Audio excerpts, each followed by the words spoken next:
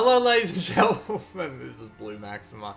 So I tried doing a previous recording take of this game using some new recording software, but nope, just gone back to fraps, and somehow, someway, I managed to get this screen spinning at 1,000,000 miles a fucking hour, and I have no idea how I managed to do this, but I managed to do it anyway, so I'm recording it just for the purpose of humor. But anyway, this is Final Horizon by Iconic Games, the same people who made Total Recoil, and Total Recoil was actually pretty damn great. So what we're going to do is we're just going to hop right into the level select. How did I even get it to do that? I have no idea. But we're going to go hop onto a planet here. Serata 3. And we're just going to immediately jump into this game. So this game is basically a tower defense game.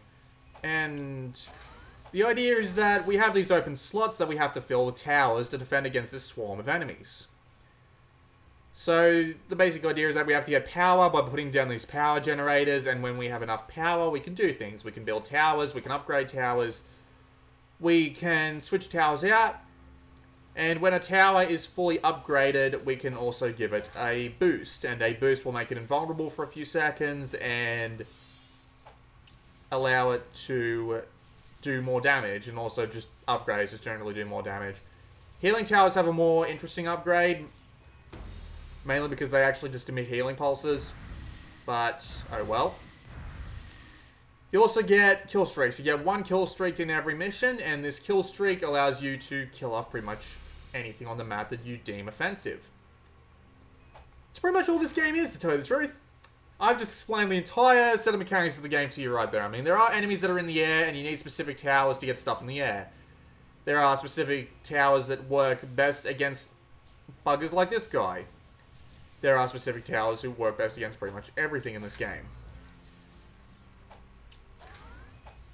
However, this doesn't really stop the game from devolving into something along the lines of... Actually, you know what? I should probably swap this one out for something else, but... Alright, we'll swap this guy out for... Afterburner.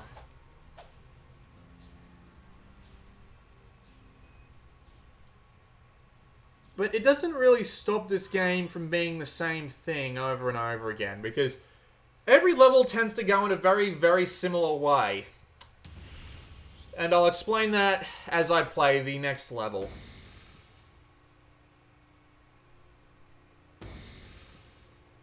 Got a new score challenge, okay. So, oh, it's putting me in a VR simulation. Okay, whatever. So it's going to give me a tutorial, isn't it? A close-range shock unit, huh? Oh, I can disable a tower. Well, that's a little bit interesting.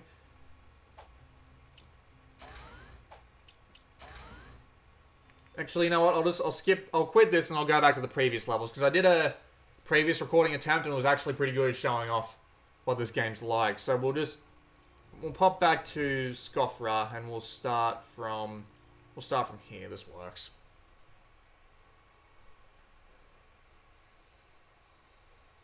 So the basic idea of Final Horizon, and this tactic works on pretty much every level imaginable, is you start out with 1 offensive tower, which is usually enough to get you through the first couple of waves of enemies. So you put down as many power towers as you can and wait for them to generate an excess of power. Then, once they're done generating an excess of power, you put down more towers.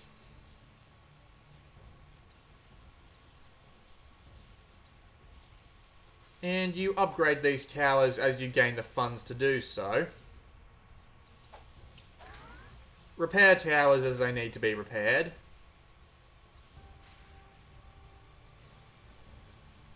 And just wait for the level to end. That's pretty much all there is to it, honestly. There's really not that much actual strategy involved in it, to be honest with you.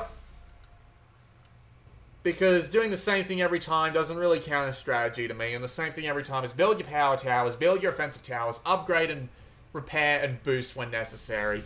Upgrades just give you basic, straight-up upgrades. And once a tower's at the maximum level, you can give him a boost, which makes him invulnerable, gives him longer range and even better damage. these towers have a bit more of an interesting effect. You can upgrade them, and they send out healing pulses, which repair everything around it for a short amount of time.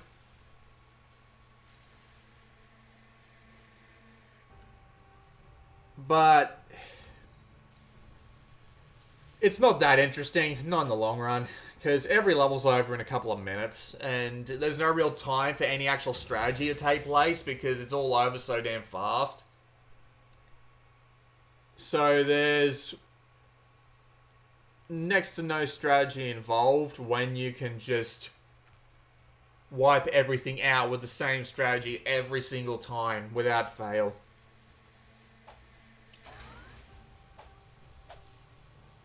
Oh, it only gives me enough power for one tower this time. That's interesting. And by interesting, I mean slightly annoying, because it just makes the level take longer. There are different objectives, but they are really the same thing. It's either just hold out, defend this area until the bugs go away, or defend this area, then insert X amount of power into it until a relatively meaningless bar fills up, and then the level is over. So, really, it just doesn't remain interesting for that long. I mean, it's got next to nothing to it. It does at least look nice, and it looks pretty hectic, but it's really just the same thing. We'll swap this out for a Thunderbolt turret. It really is just the same thing over and over again. Just go and repair everything when it needs repairing after you've built it, and you really won't have that much trouble. And other than that, not much else. It's just a bit dull.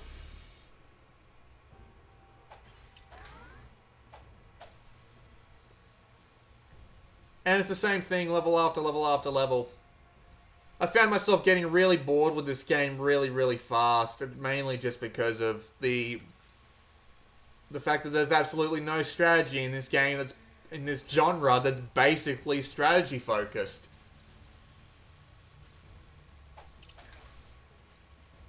So yeah, we're done. And we're going to keep being done. Again, very boringly. For a very large amount of time. So then we move along to the next. And so this one we have to activate the deep space array. Which is a pretty simple concept. Anytime you want to give me control, thank you very much. We'll just put down some power towers.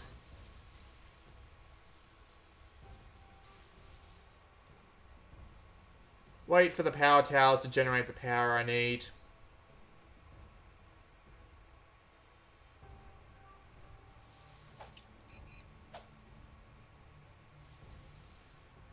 And activate the deep space array.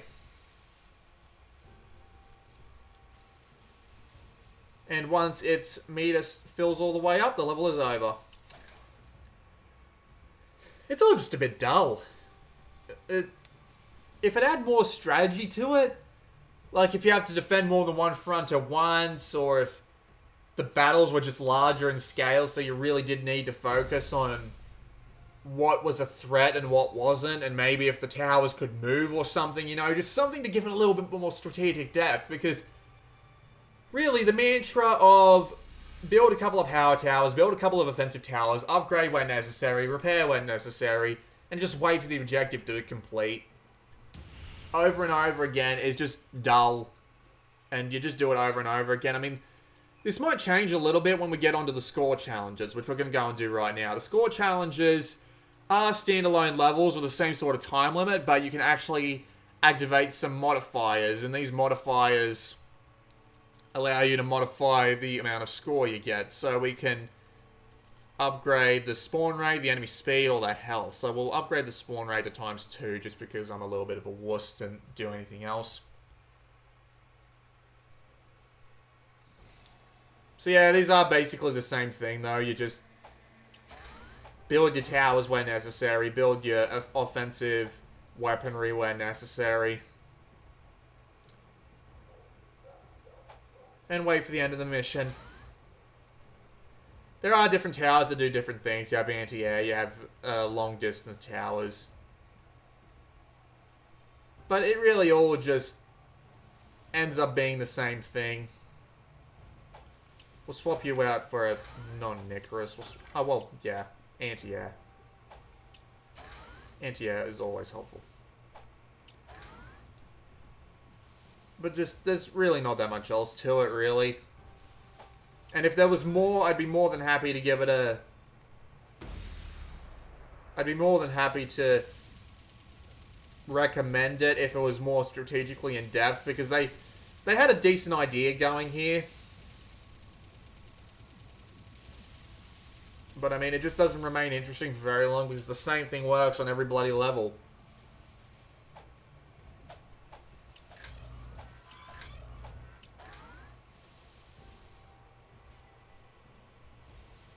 These score challenges might be interesting if you turn everything up to absolute maximum and just get your ass whooped over and over again, but that's not really my idea of fun in a game.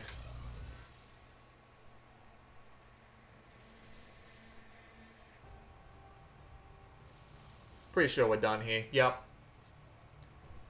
There are leaderboards for the score challenges, but you know, when it's not really that engaging to play a score challenge, I don't see myself playing this for very long.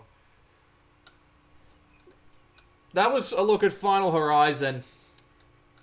Its lack of strategic depth really doesn't give me a reason to play more than I already have, and I was already getting bored of this by the time I decided to get around to recording this video. It's currently free on PlayStation Plus for North America and Europe, but it's $12.99.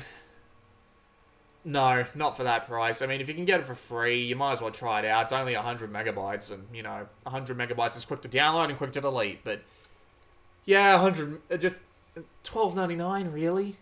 And pay DLC on top of that in the form of the Dark Galaxy. I mean, there is a battle log where you can come and check what you've unlocked so far in terms of towers and enemies, and there is game stats, and you can see what trophies you have, and there is paid DLC in the form of Dark Galaxy, but I can't imagine it changing much, so yeah, not really that recommended. Sorry, Iconic. If you want to support indie development on Vita, go buy Total Recoil. That game is great for $2.50, and I mean, even if you do buy the recommended gas mask immunity thing and double coins, it's still $5, and $5 for Total Recoil is bloody great, and I quite like that game, but this just doesn't sit right. This has been Blue Maxima, and I'll see you all next time.